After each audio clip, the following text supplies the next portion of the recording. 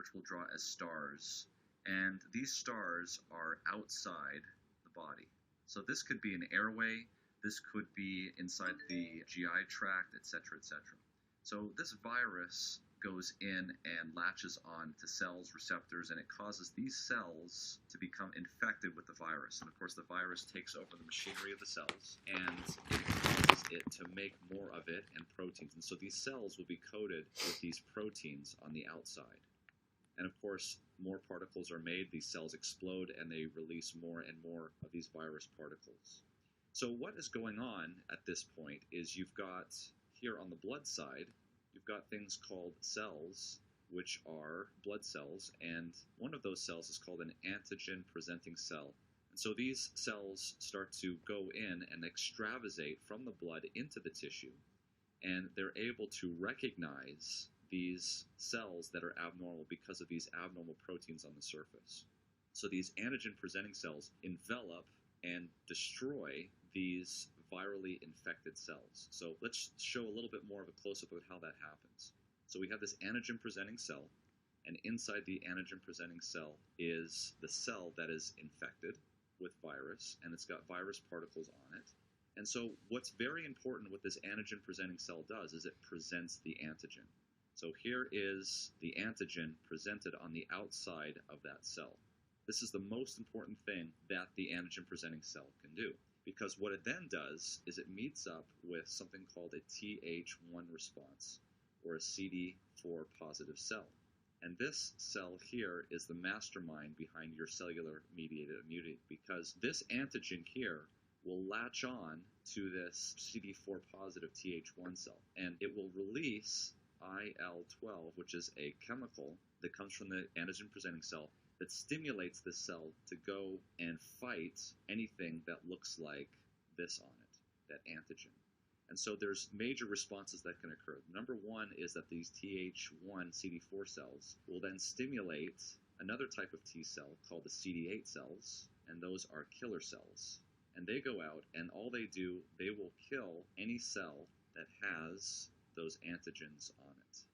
That's a very important thing. And the way that that happens is it has little proteins on the surface that will recognize this and cause docking to occur. So you want that connection to be very, very tight. Another thing that this Th1 can do is it can stimulate in the blood and tissue B cells, and these B cells will produce antibodies that look like this, and these antibodies will bind to these antigens and neutralize them. So this really is immunity. And this is the key that allows you to survive a viral infection. Let me be very clear about this. This is probably one of the most important things that you can have going for you when you have a viral infection. This is what determines whether or not you get admitted to the floor or whether or not you go to the intensive care unit. Because if this reaction doesn't occur correctly and this immunity doesn't get on top of the viruses quickly and limit them, kind of quarantining this, then you get wide viral infections.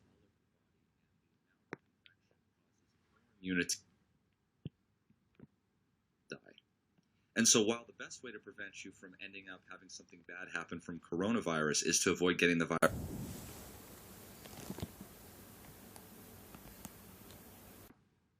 and wouldn't it be nice if there was something that we could do to enhance this IL-12 response, to enhance the ability of this binding to occur, to enhance the ability of CD8 killer cells to bind their targets and to destroy, to enhance the ability of Th1 CD4 cells to create and stimulate actually these B cells to make antibodies. Well, there actually is something that we can do that can enhance this. Number one, it's not a drug. Number two, it's absolutely free. There's no money involved. Number three, you can do it anywhere. And I'm sure by this point you're probably saying, what possibly could this be? And are you pulling my leg on this? This is probably one of the biggest things that you can do to protect yourself from this viral infection causing a problem or any other viral infection. And there are absolutely no side effects to it. And the answer is sleep. That's right, sleep, and enough of it greatly enhances the ability of the antigen-presenting cell binding to the Th1 and promoting IL-12. Sleep also prevents the breaking up of this binding site with CD8 killer cells with the antigen. And we'll show you the research that's done this. I have peer-reviewed papers in extensive research over the last 20 years that sleep has a tremendous effect on your immune response against viruses. I will show you a paper here. Here we have on the left side a cytotoxic T cell. This is the CD8 cells. This is the cells that kill. And here we have an infected cell with either CMV or EBV in the paper. So what they showed was that there is a G protein receptor here on the cell, and when it is activated by either isoproterenol, epinephrine, or norepinephrine, these are hormones typically that are elevated in wakefulness, that this wakefulness hormones would activate this receptor in the killer T cells, and it would cause an inhibition of these beta-2 integrin proteins that allow binding to these infected cells and destruction. And so the opposite was true when the patients were sleeping, because these hormones were at very low levels that prevented the inhibition of this GAS, G protein, which caused better binding and more effective killing of these infected cells. So do you know how much sleep an adult in the United States should be getting? According to the recommendations, and you can look this up at the CDC, they should be getting between 7 and 9 hours a night. Do you know how many people actually get at least 7 hours of sleep per night? About 60%. That means there's about 30 to 40% of us that are getting less than 7 hours a night. These are the people that are at the highest risk for the effects of sleep deprivation. And these are exactly the same conditions that a lot of our healthcare workers in the United States are under. These are physicians, these are nurses, these are respiratory therapists who are chronically sleep deprived because of shifts, because of working at night, and these are the ones that are going to be on the front line dealing with this virus. Think about a lot of the physicians that are working in China right now, and all of this is to the detriment of their immune system. At the beginning of the night, when you go to sleep, normally, let's say around 10 p.m., the first thing that occurs is that you should be having more slow wave sleep at the beginning of the night, and towards the end of the night, more REM sleep. Well, they're starting to see that slow wave sleep is integral in the production of growth hormone, and growth hormone has tremendous effects on immunity. And this is especially involved, as the papers will show that I'll upload to the description, in the secretion of IL-12, which is what we recall is the thing that causes the antigen-presenting cell to stimulate the Th1 response with the CD4 cells. So that's tied to slow-wave sleep. This is the sleep right here that occurs, generally speaking, between 10 p.m. and 1 a.m. in the morning. And this is the sleep that we cut off the most by going to bed late. And so we're losing out on growth hormone, and our immunity stinks because of it. I want you to think what's happened to our ability to sleep over the last number of decades. So this is when we would normally go to sleep, around 9 to 10 p.m.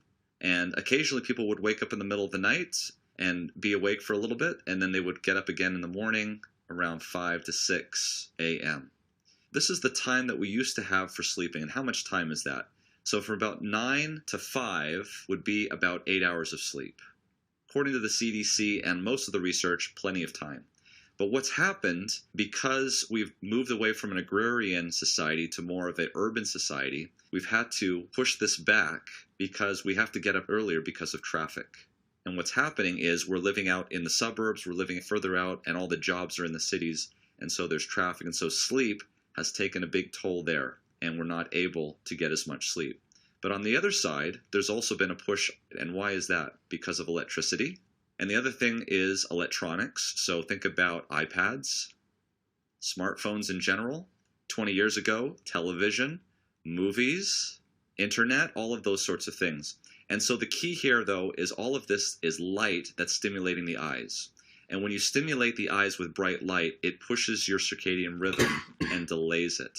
And so what you're losing out on is sleep there. And so what's happened is we've gone from a society where we were getting 8 hours of sleep before, and now getting 5 to 6 hours of sleep. That is going to translate into decreased immunity. So the question is, how can we get this back? Because I believe this is one of the things that we can do in the face of this coronavirus that we don't have to ration. we don't have to worry about, do we have enough of this to go around for everybody in an epidemic? Because this is something that's available to everybody, is getting plenty of sleep to help with immunity.